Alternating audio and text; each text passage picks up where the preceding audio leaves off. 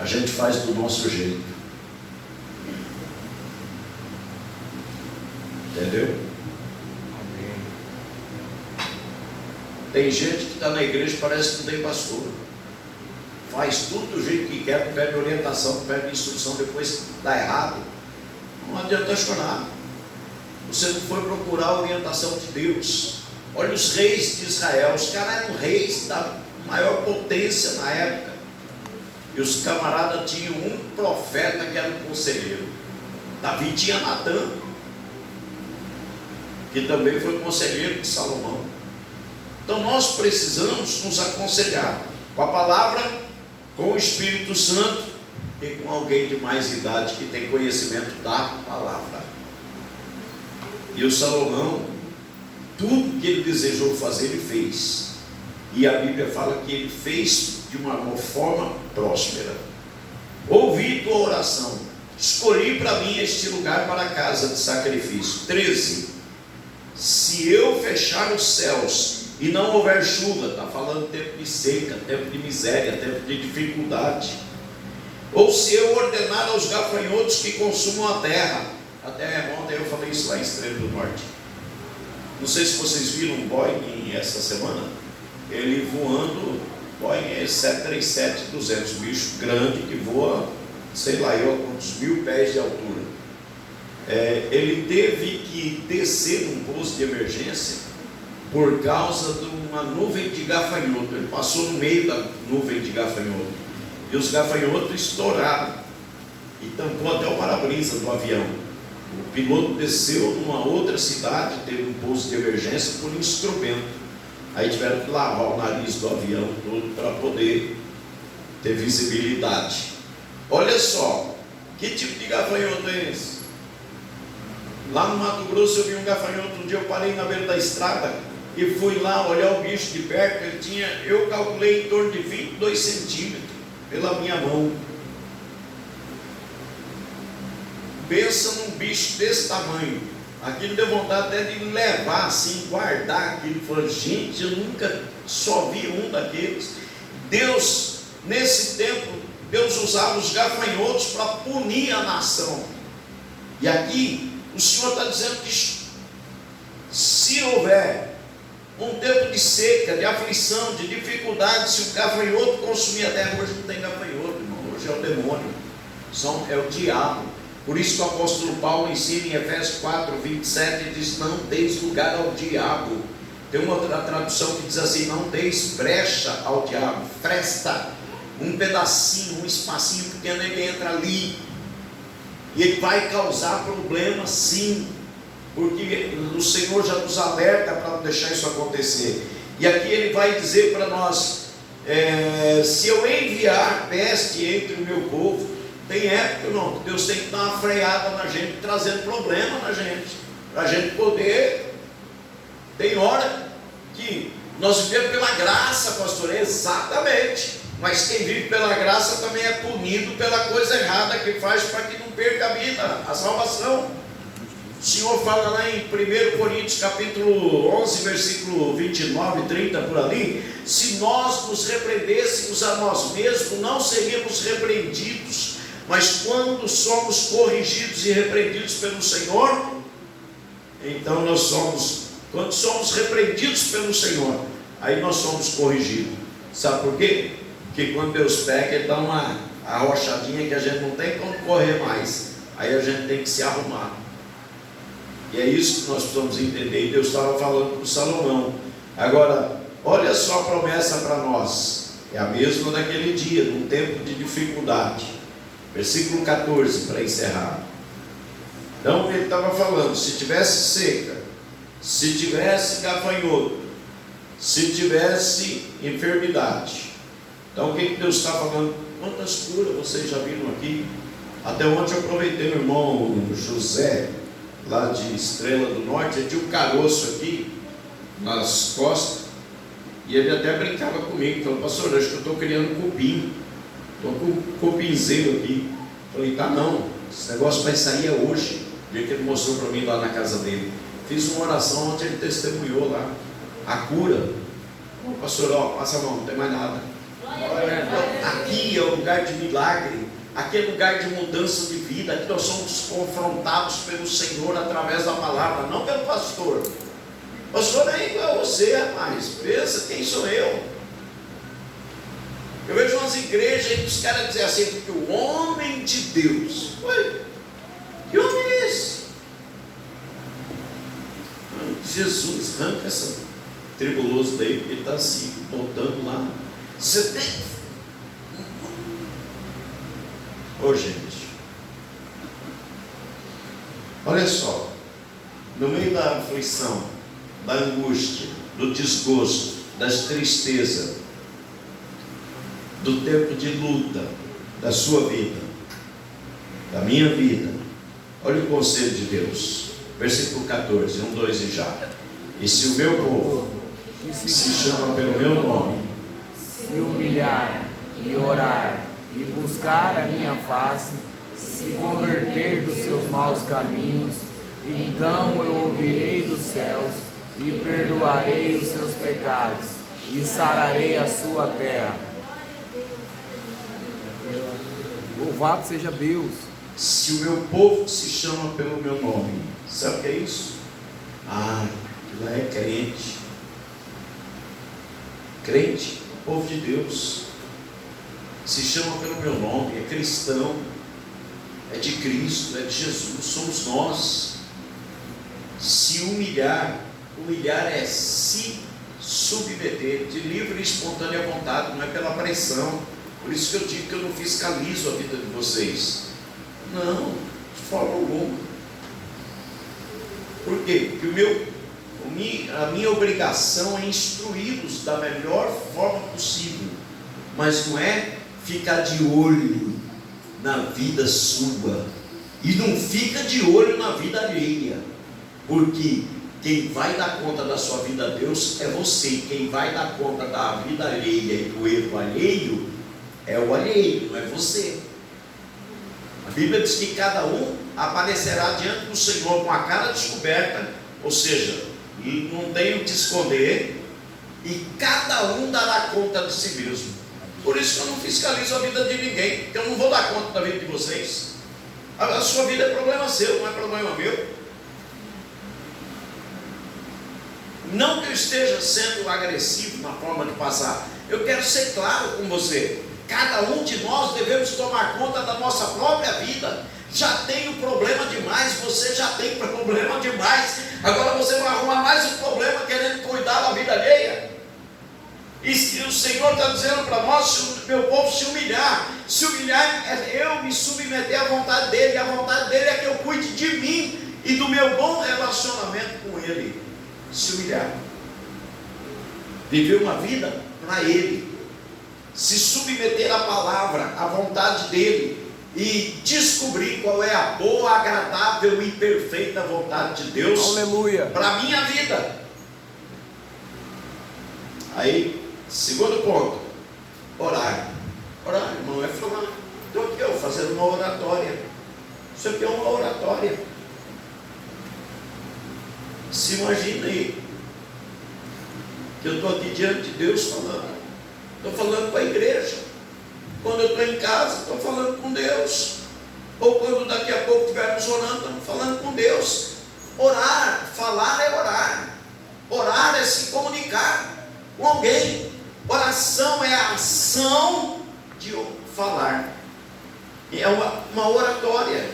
E é o que eu estou fazendo aqui. Você faz isso diante de Deus. Um dia eu conheci uma mulher,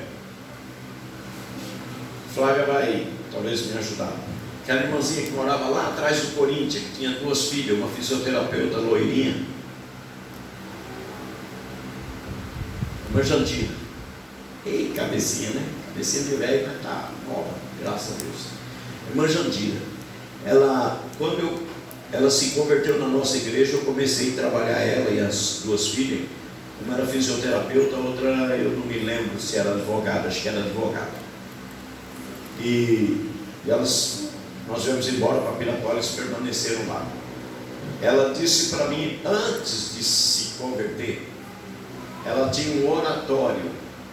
E se você conhecer alguém da Seixo do IE aí, você pode conversar com a pessoa que ela vai falar isso para você. Sextuie messiânica, não, é sextuie mesmo. E nesse oratório, é uma casinha, como se fosse uma igrejinha, um templozinho. Ela levantava às 4 da manhã, ia para frente daquele oratório e recitava uma oração em japonês. E repetia aquela oração em japonês até às 6 horas da manhã. E quando ela falou aquilo para mim, eu fiquei com vergonha. Falei, irmã do céu, 90% da igreja não passa meia hora em oração, a senhora passa 2 horas em oração diante de uma casinha, em pé, ali, falando uma oração em japonês, repetindo aquela mesma oração que ela aprendeu ali. Era o Shinsokan. Eu não sou muito inteligente, não, mas aprendi algumas coisas na vida, sabe, gente?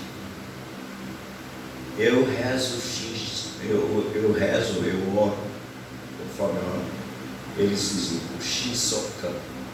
Agora me pergunta o que é Shinsokan, eu não perguntei o que era a tradução. Mas você pode pesquisar. Das 4 da manhã às 6 da manhã, 2 horas, falando com quem? Quer que eu diga para você? Com Masaharu Taniguchi. Uma idolatria. Igual minha mãe. De manhã cedo ela fazia café e botava lá no cantinho.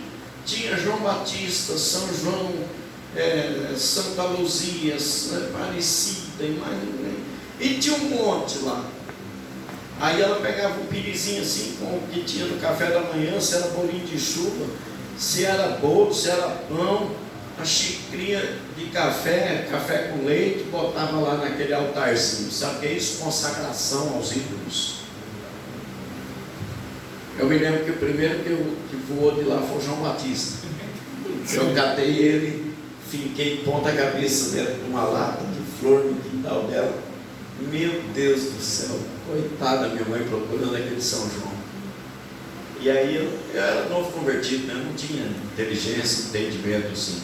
E depois não tirei mais nenhum, só fui orando para que Deus salvasse a minha mãe. E ela se converteu, graças a Deus, viveu 10 anos na presença de Deus, e um dia ela mesmo catou tudo aquilo e desfez. Então, irmãos, olha só, a minha mãe, ela ia para frente daquele negócio lá com o rosário na mão e rezava 10 Pai Nosso e 60 Ave Maria. Eu vi minha mãe fazer isso muito tempo.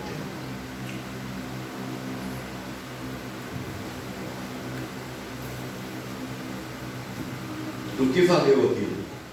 Se Maria, mãe de Jesus, morreu e está na glória. Ela não é aquela imagem que aqui a gente chama ela de... Eu não vou falar nossa, porque ela não é minha, né?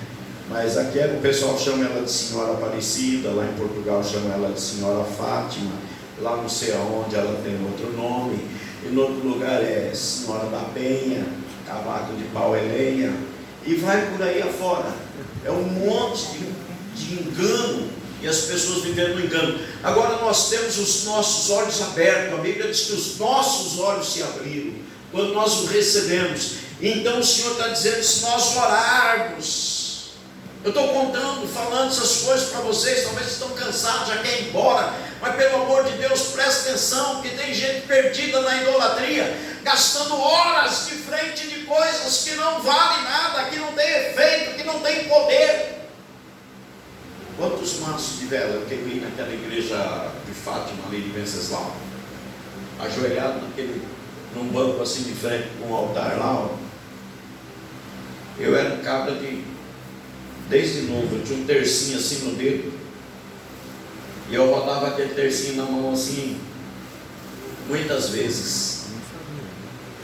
Durante a tarde eu ia lá na igreja, sozinho, rezar, e já levava 2, 3 maços de vela, e enquanto não queimava tudo aquilo, também não saía dali na era. Estou querendo me aparecer, estou querendo que vocês entendam que Deus está falando para nós. A nossa vida pode melhorar pode melhorar a nossa vida, a sua vida pode melhorar. Olha o que ele está dizendo para nós: se o meu povo que se chama pelo meu nome se humilhar, ou seja, se submeter à minha vontade e orar, e buscar a minha face. A gente vem na igreja buscar o quê? Se é a face de Deus, glória a Deus, porque uns vêm buscar emprego, outros vêm buscar solução com outro problema, outro está com outro problema, e vem por causa do problema. Mas se nós verdadeiramente buscarmos a face, só busca a face quem o ama. Quem o ama. Quem verdadeiramente ama a Deus, busca a face. Mas as pessoas não estão tão preocupadas hoje em dia com a face de Deus, elas estão preocupadas com aquilo que Deus pode dar. É a igreja, essa igreja aqui não é assim, irmãos, tá? E vocês aqui são bem instruídos. Por isso que eu estou falando para vocês, me ajudem para mim não morrer, para vocês terem instrutor por mais tempo. Vocês são bem instruídos. A igreja supermercado é aquela que está vendendo bênção. Vem porque Deus vai te dar isso, Deus vai fazer aquilo, Deus vai... Não precisa isso, irmão João. O Senhor está dizendo aqui, ó, se o meu povo que se chama pelo meu nome se humilhar, orar, buscar a minha face, olha o que ele está dizendo, e se converter dos seus maus caminhos, ou seja, abandonar a desobediência, fazer um pacto, um propósito com Deus, que nem quem casa faz um propósito de viver junto com aquela pessoa até o fim da vida, só que depois lá pelo meio do caminho desiste. Mas a gente não pode desistir. O Senhor está dizendo, se converter dos seus maus caminhos, abandona aquilo que é mal aos olhos de Deus. Olha o que Jesus fala: perdoa as minhas ofensas, assim como eu perdoo aqueles que me têm ofendido. A gente quer perdão, mas não quer perdoar os outros. Orar pelos que te perseguem. Tem alguém te perseguindo, olha o que Jesus falou: vai orar para esse miserável, quem sabe ser desgraçado, se converte e não vai te perseguir mais. Está entendendo? Amém. Isso é se converter dos seus maus caminhos, porque quando alguém está te perseguindo, você não vejo a hora. Ai, que raiva, não aguento nem chegar naquele lugar. Posso nem ver a cara daquela miserável. Isso é a vontade de Deus? Não. É se converter dos seus maus caminhos? Não. Se converter dos seus maus caminhos é conseguir entender que aquele miserável, aquela miserável precisa da graça que eu e você já recebemos, e que essa graça transformou a nossa vida de desgraça em graça. Aleluia. Porque nós estávamos perdidos, íamos para o inferno, éramos dignos da ira de Deus. Efésios capítulo 2, versículo 1 e 2. E agora nós fomos salvos por Ele, que perdoou os nossos pecados e nos ordena que perdoe e que ore por aqueles que nos perseguem. Que Deus me dê força para amanhã cedo eu estar inteiro, irmãos, porque amanhã cedo eu preciso de força. E agora eu estou até me estranhando. Só Deus na minha vida. Glória a Deus. Quando isso acontece, olha o que Deus está dizendo que Ele faz. Eu ouvirei dos céus, perdoarei os seus pecados, sararei a sua terra. Glória a Deus. Sarar a terra. Quem aqui já trabalhou na roça sabe disso. Terra ruim produz o quê? Nada. Tiririca, carrapicho e cão preto. Mas quando você corrige, faz a correção de solo, aplica calcário e o adubo necessário para corrigir aquela terra, você planta nela e ela produz. Até uns anos atrás eu me lembro que no Brasil dizia que terra de cerrado não dava nada.